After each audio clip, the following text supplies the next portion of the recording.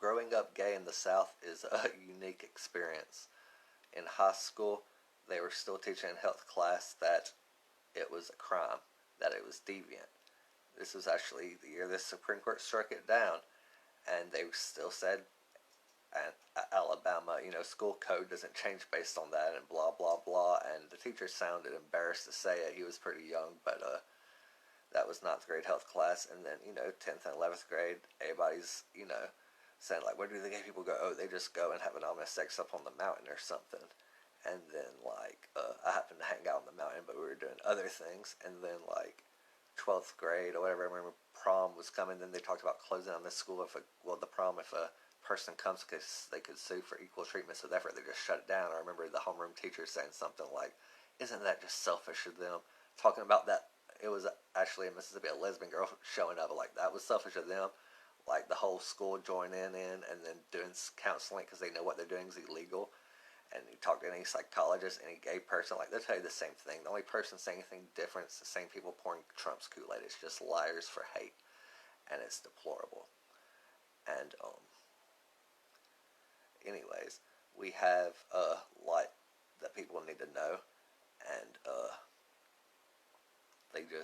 the South does bad things, like they yoke at the bestiality area. I remember a friend, like when I moved to Birmingham, was like, oh, I have a friend who did something with a dog, we just needs personal experience. I'm like, I've told you like 3 times no, like you really equate homosexuality and that to the same. And then I remember his girlfriend was like, oh yeah, I'm going to hell too, I'm cheating on my boyfriend. I'm like, how many people do you have to be cheating on before you're bad as a homosexual? Like, what goes on in these people's minds? They think it's a choice to try to say. It's like, you know me since I was younger, like before I was even sexual, everybody knew I was gay, and I just was like, they can just tell it's a birth trait, like it's that obvious, like I'm not even flaming, and you can tell it's that simple. And people act a certain way, and parents though influence and taught, like it's changing, like it's gotten a lot better, but they try to treat you like deep state. I remember in church or whatever, they were always like talking around it and like saying like just that they try to blame the gay person or whatever, and they know what they're doing is messed up, but they do it anyways. But some churches aren't like that. We have ones that these same people won't even talk bad about wife beaters or things right by the Bible. The anti-homosexual verse would be stuff like, don't eat shellfish or pig, but they eat that all day, like it's a birth trait. It's sad. And then Jesus even said Sodom wasn't destroyed for homosexuality, but they still say it. Like, that's literally what Jesus said. That's the only little argument you try to come up with. And that just reminds me, like, yeah, I guess it would be the end times when the Republicans are saying it's the gay people, when really Jesus said it was because you had excess in food and wine and gave none to the poor. Like, that's straight up from the Bible, like everything else. And, like, I remember having missionary uncle, whatever, say something like, this is the essence of the Bible. If anybody had the same amount of money in 100 years, the rich would have that money back because they're harder workers. And that's why I got kicked out of Venezuela for spreading capitalist propaganda. And I was like, that's not scriptural or scientific or statistical. Like, that is basically propaganda.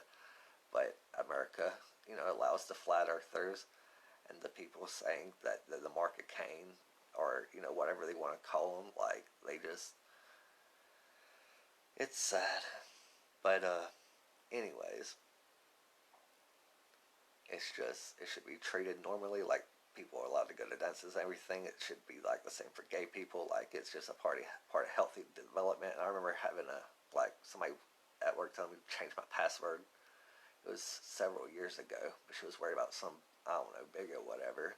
And then they were part of some group, and they like network and ER and all that stuff, and like, it's really creepy.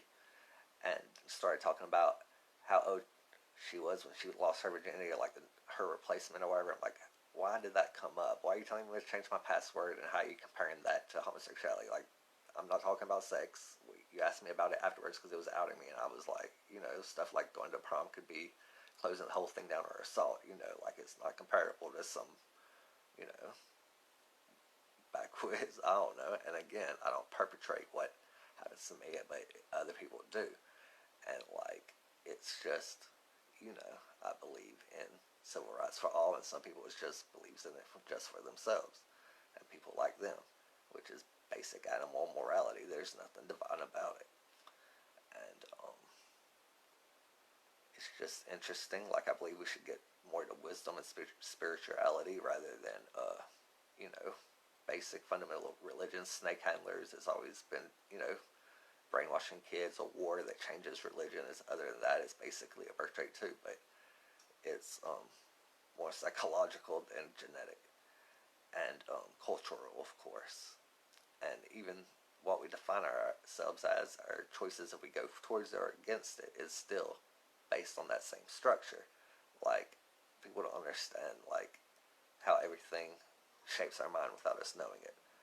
And a lot of Western, like if you just study the different hemispheres where they haven't been influential, like the Eastern culture, their stories are often different, and we kind of are been structured by the Bible, the whole how we have a beginning, the end, how we have hero figures. Like, there's different ways, and like each has their pros and cons. Each culture does. Like, some cultures really empowered women long before we did. Like, there's just Native Americans had 5 different kind of gender sets. Like, it's kind of like what people do, but they have toxic masculinity and calling people queer. Like, I don't know.